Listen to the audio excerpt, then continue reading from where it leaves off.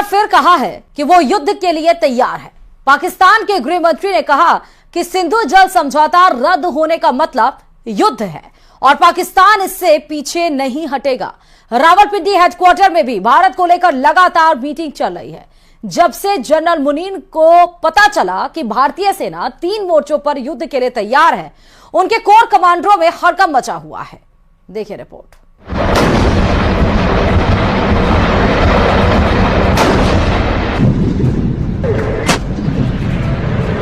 भारत के दुश्मनों को 3 तरफ से घेरा जा रहा है।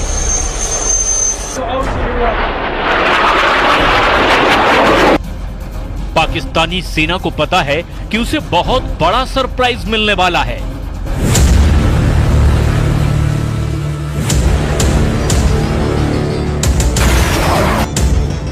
क्योंकि पहलगाम में पाकिस्तान के आतंकियों ने जो किया उसकी माफी नहीं, सजा मिलेगी और वो भी सजाए मौत मिलेगी।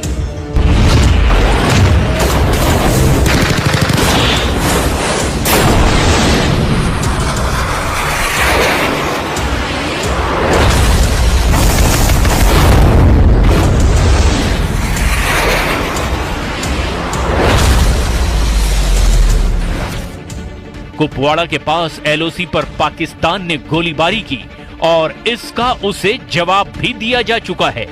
रिपोर्ट है कि अगर पाकिस्तान ने 600 गोलियां चलाई तो भारत ने इसके जवाब में 1300 राउंड फायर कर दिए। यानी पाकिस्तान को एलओसी पर जवाब मिलना शुरू हो गया है। पाकिस्तान के हर अटैक के बदले डबल काउंटर अटैक हो रहा है।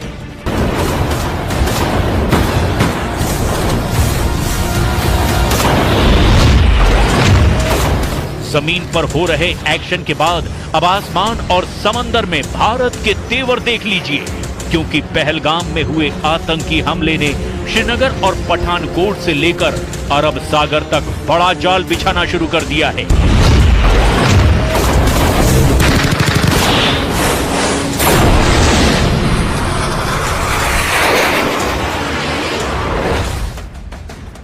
एलओसी से लेकर भारत और पाकिस्तान के बॉर्डर और साथ में अरब सागर तक हाई अलर्ट है। भारत के सबसे खतरनाक हथियार एक्टिव कर दिए गए हैं। एलओसी पर भारत की फौज अलर्ट है। पंजाब और राजस्थान सेक्टर में बीएसएफ की कड़ी निगरानी है और S-400 जैसे तमाम एयर डिफेंस सिस्टम भी अब 24 घंटे एक्टिव कर दिए गए हैं। भारत की टैंक रेजिमेंट भी अखनूर से लेकर गुजरात तक वॉर मोड में आ चुकी है। इस वक्त एयरफोर्स में 2 जहाज बहुत एक्टिव हैं और वो हैं सुखोई 30 MKI और राफाल, जो भारत के फ्रंटलाइन फाइटर माने जाते हैं। इन सब के बीच बड़ी खबर यह है कि पाकिस्तान का पहलगाम वाला एजेंडा फेल हो चुका है। नौसेना ने अपनी फायर पावर दिखाकर बता दिया है कि जो पाकिस्तान चाहता है वो कभी नहीं होगा। कि पहलगाम में आतंकी हमला भारत को बांटने की साजिश थी, जो पूरी तरह से नाकाम हो चुकी है। आतंकियों ने देश को बांटने की जो कोशिश की वो 48 घंटे के अंदर ही फेल हो गई।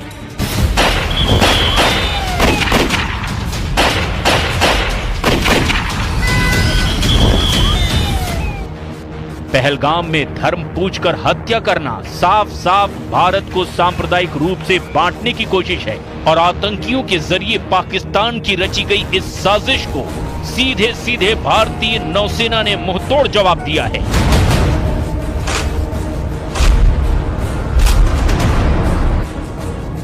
नौसेना की ओर से सोशल मीडिया पर तस्वीरें जारी करके बताया गया कि एकता में शक्ति है। एकता में शक्ति यानी भारत को धर्म के नाम पर बांटने वालों को ऐसा जवाब मिलेगा जिसमें उन्हें तबाह करने का सिग्नल भी है।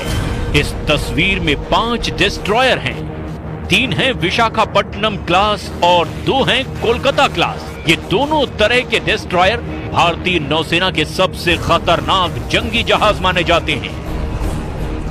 नौसेना ने साफ बताया कि उसके वॉरशिप मिलकर दुश्मन से लड़ने के लिए तैयार हैं। दुश्मन के खिलाफ अब एक होने की जरूरत है, यानी मैसेज साफ है, बांटने वालों को अब बख्शा नहीं जाएगा। एक ही सफ में नौसेना के 5 जंगी जहाज। और इस फोटो के जरिए नौसेना ने अपनी रेंज और फायर पावर की एक छोटी सी झलक भी दिखाई है। पाकिस्तान के खिलाफ नौसेना की क्या तैयारी है, इसे और डिकोड करते हैं। सबसे बाईं ओर है आईएनएस इम्फाल, उसके दाईं ओर की तरफ आईएनएस मोरमुगाओ और उसके बाद लीड शिप आईएनएस विशाखापट्टनम। शुरुआत की ये तीनों जहाज आईएनएस विशाखापट्टनम क्लास के डिस्ट्रॉयर हैं।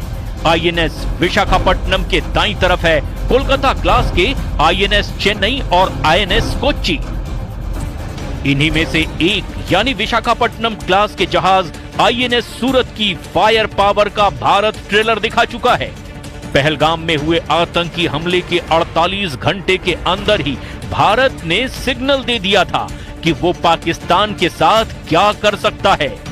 पहलगाम से 2000 किलोमीटर दूर भारत ने पाकिस्तान के दिलो दिमाग पर पहला वार तब किया जब MRSAM दागी गई। आईएनएस सूरत से भारत ने MRSAM यानी medium range surface to air missile launch करके बता दिया कि बदला लेने वाला इरादा कितना मजबूत है। 70 किलोमीटर तक आसमानी टारगेट को धमाके के साथ खत्म करने वाली इस मिसाइल ने अरब सागर में बड़ा सिग्नल दिया है। इजराइल के साथ मिलकर बनाई गई इस मिसाइल को आईएनएस सूरत से आजमाया गया, यानी विशाखापट्टनम क्लास का वो डिस्ट्रॉयर जिसके मुकाबले का कोई वॉरशिप पाकिस्तान के पास नहीं है। और पहलगाम में हुए बर्बर आतंकी हमले के बाद देश भर में आक्रोश का माहौल है। भारत के कड़े रुख को देखते हुए पाकिस्तान के हौसले पस्त हैं। पाकिस्तान भारत को युद्ध की धमकी दे रहा है, लेकिन वो ये भूल जाता है कि उसने कई बार भारत के हाथों मुंह की खाई। जोधपुर में प्रदर्शित यह टैंक पाकिस्तान की बुजदिली की जिंदा निशानी है। बनार रोड की तरफ जाने वाली सड़क पर रखा गया है T-59 टैंक पाकिस्तान की बुजदिली और भारत की सेना की शौर्य का जीता जागता सबूत है। पाकिस्तान युद्ध अगर करता है या युद्ध की बात करता है तो हमें इतिहास के झरोकों में झांकने की जरूरत है कि पाकिस्तान की वीरता कैसी रही है और भारत के साथ पाकिस्तान के युद्ध रहे हैं, उनमें क्या परिणाम रहे हैं।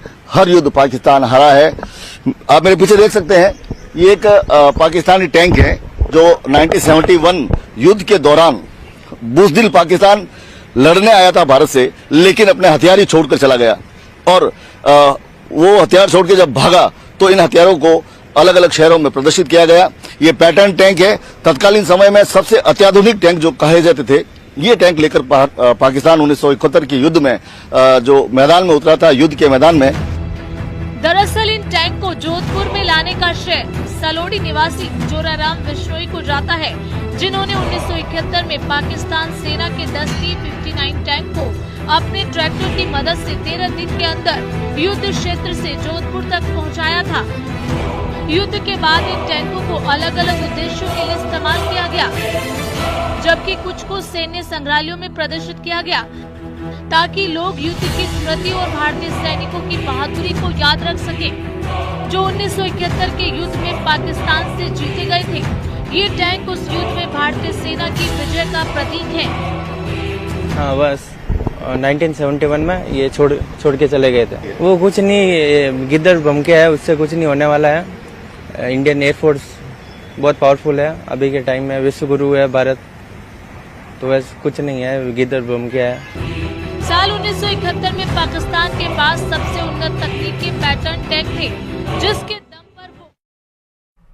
और चलिए इसी के साथ ही इस रिपोर्ट में फिलहाल अभी इतना ही। बाकी अन्य खबरों के लिए देखते रहिए News 18 राजस्थान।